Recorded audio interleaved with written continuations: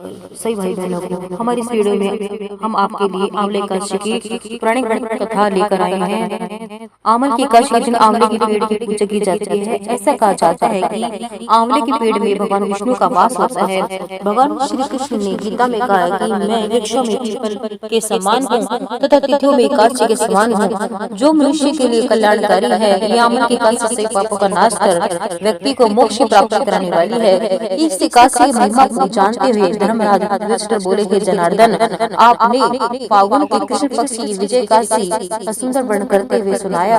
अब आप फागुन मास के शुक्ल पक्ष की काशी का नाम क्या है, इसकी क्या विधि है, कृपा करके मुझे बताएं। तब भगवान श्री कृष्ण बोले, हे राजन, फागुन मास के शुक्ल पक्ष की काशी का नाम आंवल की काशी है। इस व्रत के करने से समस्त पाप नष्ट हो जाते हैं तथा इसके प्रभाव से 1000 गोदान का फल प्राप्त होता है। इस व्रत के करने से समस्त पाप नष्ट हो जाते हैं। हे राजन, अब मैं आपको महर्षि वशिष्ठ जी के द्वारा राजा मानवता को सुनाई गई पौराणिक कथा सुनाता हूँ।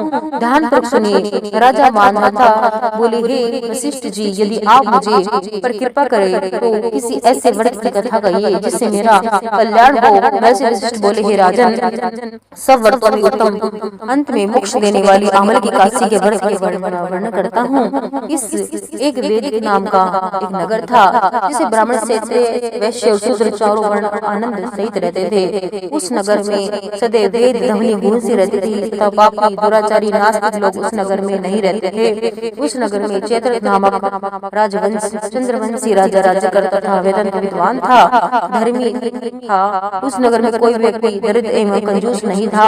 सभी नगरवासी विष्णु भक्ति तथा एकादशी का व्रत किया करते थे। एक समय फागुन मास के शुक्ल पक्ष की आंवले की एकादशी आई। उस नगर के राजा ने, प्रजा ने तथा बालक और वृद्धाओं ने सबने मिलकर हर्षपूर्वक व्रत किया। राजा ने प्रजा के साथ मंदिर में जाकर कुंभ स्थापित करके धूप दीप नैवेद्य पंचरत्न आदि से आंवले का पूजन करते हुए कहने लगा, हे धात्री, तुम ब्रह्मा स्वरूप हो, ब्रह्मा जी द्वारा उत्पन्न हुए हो और समस्त पापों का नाश करने वाले हो। तुम्हें नमस्कार है।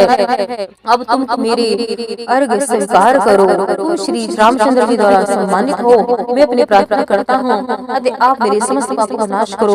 उस मंदिर में सबने रात में जागरण किया। रात के समय वहाँ एक बहेलिया आया जो अत्यंत पापी और दुराचारी था। वह अपने परिवार का पालन जीवन हत्या करके किया करता था। भूख और प्यास से अत्यंत व्याकुल वह बहेलिया उस जागरण को देखने के लिए मंदिर के एक कोने में बैठ गया। विष्णु भगवान तथा काशी माता की कथा सुनने लगा। इस प्रकार अन्य मनुष्य की भांति उसने भी सारी रात जागरण करके बिता दी। सुबह होते ही सब लोग अपने अपने घर चले गए तो बहेलिया भी अपने घर आ गया। घर आकर उसने भोजन किया। कुछ बीतने के पश्चात उस बहेलिया की मृत्यु हो गई। मगर आंवले की काशी व्रत तथा जागरण से उसने राजा विद्युत के घर जन्म लिया और उसका वशूलत रखा गया। बड़ा खोज होने पर जब वह सुरत राजा बना तो उसकी एक बहुत विशाल सेना थी जो धन धान्य से परिपूर्ण थी। वह 10,000 ग्रामों का पालन करने लगा। उसका तेज सूर्य के समान था, उसे चंद्रमा के समान क्रांति थी। भगवान श्री विष्णु के समान उसमें वीरता थी और पृथ्वी के समान वह क्षमा करने वाला था। वह धार्मिक, सात्विक, कर्मवीर और विष्णु भक्त था। वह अपनी प्रजा को दान आदि कर सम्मान भाव से पालन किया करता था। एक दिन राजा शिकार खेलने के लिए गया। देवयोग से वह मार्ग भटक गया और दिशा न होने कारण उस वन में एक वृक्ष के नीचे सो गया।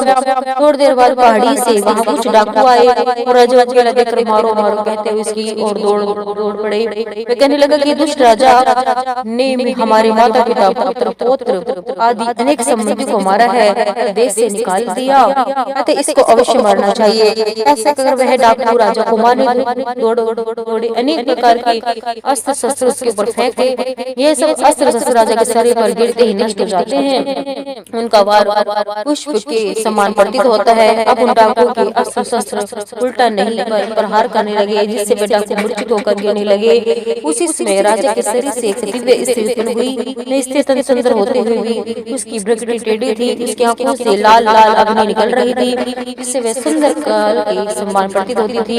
वह इस डाकू को मारने दौड़ी और थोड़ी ही देर में सभी डाकुओं को मार दिया। जब राजा की नींद खुली तो डाकुओं को मारकर देख देखकर मैं सोचने लगा कि उन्हें किसने मारा, इस मन में मेरा हितेश कौन है।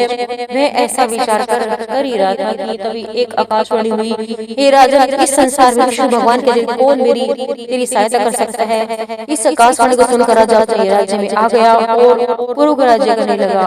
मैं से आगे कहते हैं कि हे राजन, ये अमल के काश के व्रत का प्रभाव था। जो मनुष्य इस अमल के काश व्रत करते हैं वे प्रत्येक कार्य में सफल होते हैं और अंत में विष्णु लोक को जाते हैं। जय श्री कृष्णा, जय हरि विष्णु, राधे राधे।